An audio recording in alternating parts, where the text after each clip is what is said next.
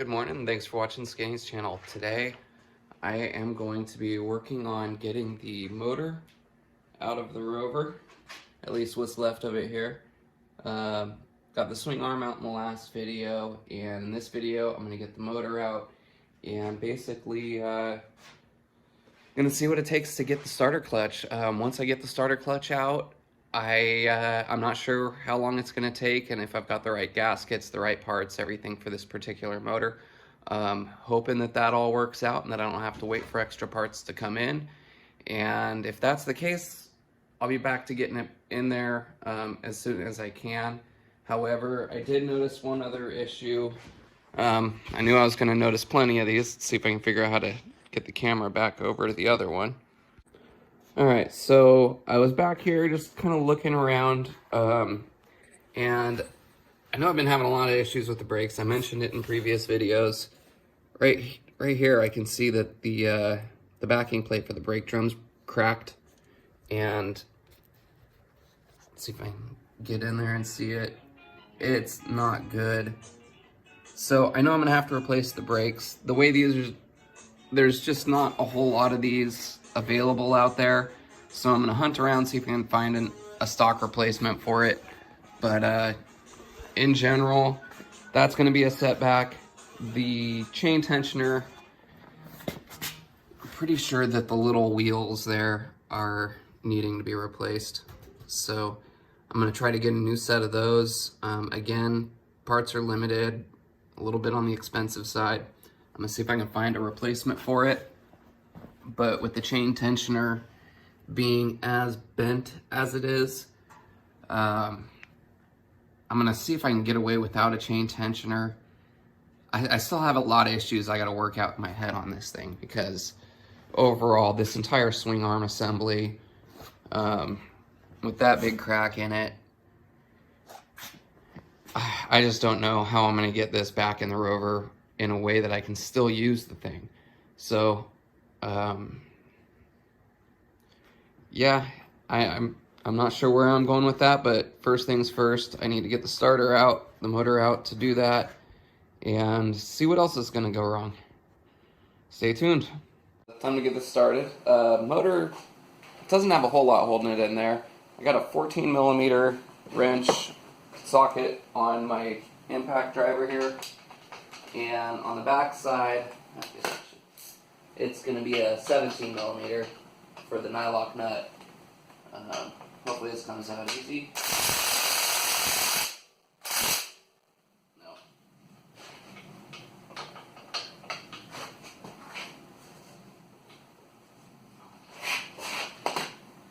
Alright, so just to start, that was fail. Ay. So there's not a lot of clearance. I don't know if I could get a socket on there or not. Alright. So I got a 17mm here. I gotta use a thin socket, unfortunately, not an impact rated one, because there's very tight clearance on the block. So on the back of that, if it's even directly attached, it goes into a 14mm bolt head. Let's see what happens. Alright, so that appeared to just be a nut on there. So I guess I'll switch over to 14mm socket and get the other side. Alright, and this is just a apparently. It doesn't want to come all the way out, just kind of came back a little bit and it's free spinning.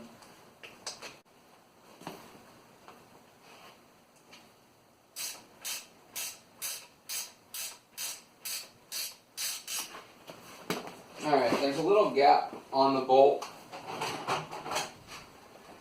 head where the flange is, and the flange that it mounts on. Let's see if I can pry it out while I'm turning it. There it comes, maybe. Is it spinning all the way through? Oh yeah. Alright, so the bolt's not broken. It's just a little tiny bolt inside of a sleeve there. Alright, so I'm going to leave that in for now. Next thing I want to do is get the nut here, this goes onto the output shaft of the transmission, and it seems to maybe be in a bearing or something here. Either way, looks fixed to the frame. So that is a 24 millimeter nut.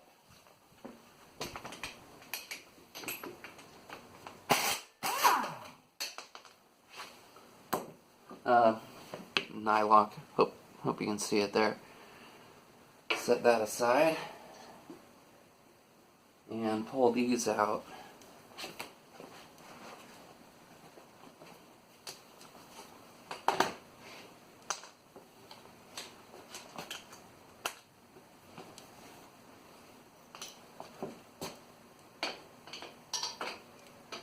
So this is a 17 millimeter box end. I'm sticking in there behind the 14 millimeter on the impact socket. So hopefully you can see that. Another nylock.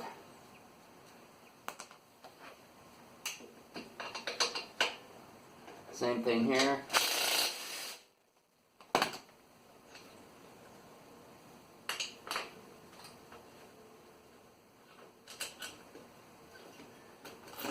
And I'm hoping to a lot of this. There's where I had to grind for the chain so that I could put the fatter O-ring style chain on. Apparently that bearing has seen better days, so there's more brake. Alright, so I'll need a new bearing.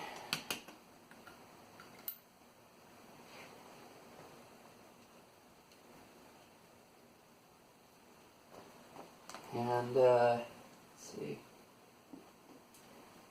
get this chain off now. Time to get this started. Motor doesn't have a whole lot holding it in there. I got a 14 millimeter wrench socket on my impact driver here, and on the back side it's going to be a 17 millimeter for the nylock nut. Hopefully this comes out easy.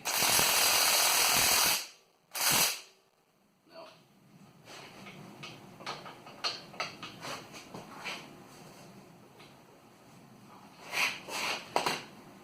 Alright, so just to start, that was fail. Ay. So there's not a lot of clearance. I don't know if I could get a socket on there or not.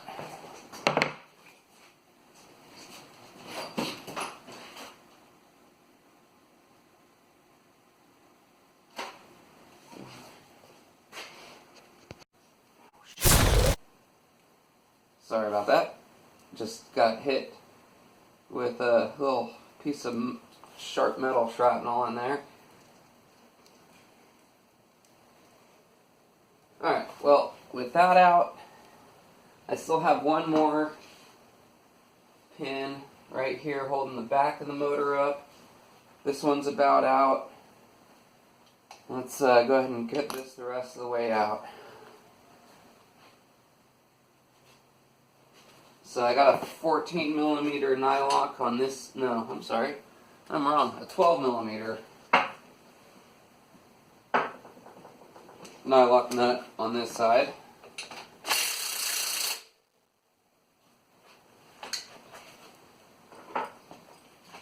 And right here is the head of the bolt, another 12 millimeter.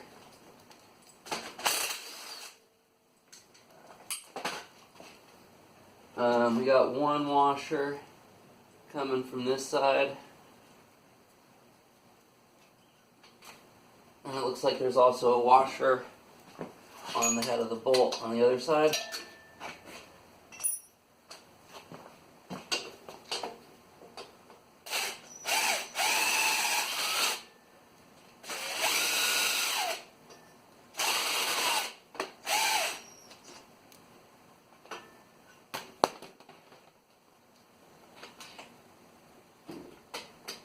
Alright.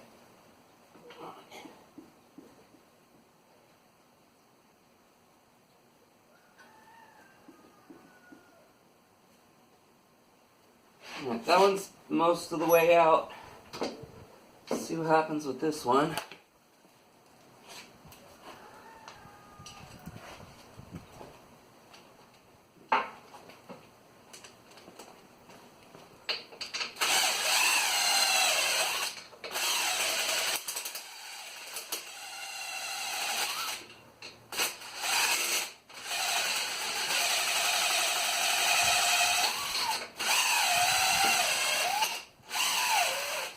Alright, this bolt is out.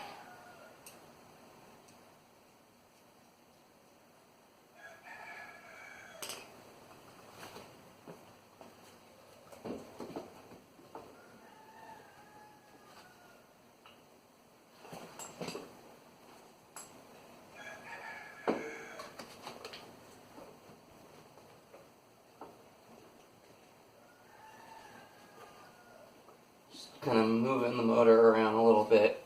Try to get this one the last couple of pieces. There we go.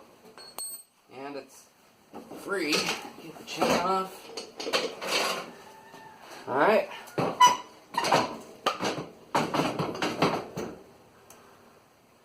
Now for the fun part. What way does it come out? I'm going to see if I can tilt it around this other side.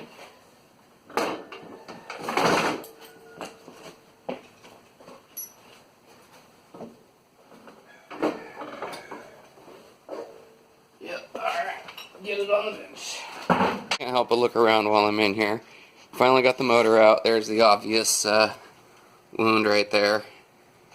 But just to kind of go further into what the other side of that brake plate looks like. Definitely cracked. That's gonna, that whole rear axle assembly. It's definitely its own design. It's not just an off-the-shelf universal item. So I know where I can get one. I think it's $150 or $175 just for the stripped down axle. I don't like the idea of spending that much. I feel like I should have a chrome ollie racing axle for that price. So that was another thing I noticed that was wrong. I know the hubs are wore out, at least the spline on the axle or the spline inside the hubs seems very sloppy. Other than that, I don't know that I'm seeing any other obvious breaks or anything that's going to require more to repair if I do have to put this thing back together on this swing arm. Just to get the Rover back out there, I need it every week at least, and this is going to be a lot of downtime if I have to go too deep into this. So that's what the swing arm looks like. Fortunately, nothing new. Just got to see more broken brake drum.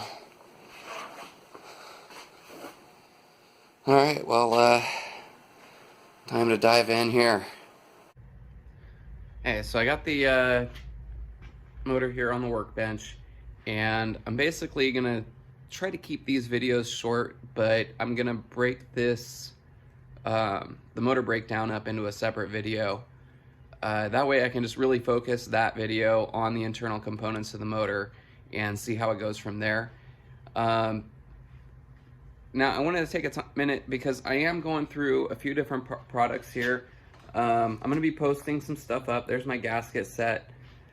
It's going to let me know what motor model, hopefully, at least that's the point here. That's why I got the gasket set. I still don't know exactly what model number this is, because on the motor plate there it says AT36, and that is not your standard number for a gy6 motor. These things come in a few different varieties. On this one we've got the transmission and reverse gearbox, so that's kind of more for buggies, go-karts, UTVs, stuff like that. On a lot of these gy6 motors, they're built for scooters, so instead of having a reverse box here, you have a brake backing plate, the output shaft basically the wheel slides right on there. And I think that's the long case where the motor gets stretched back quite a bit further to make room for the wheel and tire there. So AT36 is this one's number. This gasket set is, well, I'm going to post the details on my website, the-skinny.com, skinny with 3 N's, like the channel here. So I'm going to be posting a lot of different Amazon reviews, and I'm also going to be posting a lot of the different parts that I'm using here on the Rover on the website. So you can go there, see what I'm using on Amazon, see some other tools, some other items and stuff that I'm using around the garage here. And I'm basically hoping that I might be able, if you click on my links from the website, it doesn't cost you anything extra. You're getting the same parts that I'm either reviewing or ones that I've used already along the way. And if the links get clicked on my website and go back to Amazon, I can actually get a little cut from that, which will definitely help keep getting stuff like this, chain, brakes, other parts that I keep getting from Amazon for this project. So I would definitely appreciate your support there. Check it out. As of today, right now, I don't have any links on there, but I am going to go through tonight, post the parts that I'm using for this, and links to the shocks, the tires, a few different things that I've been ordering from Amazon. So I am going to go ahead and start diving into getting the plastics off and a few other parts of the Rover here, or the gy6 motor, disassembled. And then, yeah, we will be seeing how it goes. If I don't get it all in one video, it's going to be I'll be putting new videos up fairly quickly here. So it won't be another week before you get another video on going further into this motor. It's just that I want to get good content on each run so that you can see exactly what I'm dealing with on this, and at the same time not give you an hour video like the last one. So I'll try to keep them short, try to 10-20 minutes, and then move on another video for another topic. But thanks for watching, and I'm going to get the phone mounted back up here so that you can see what I'm doing.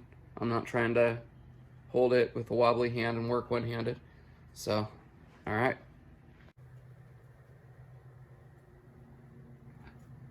I'm being invaded.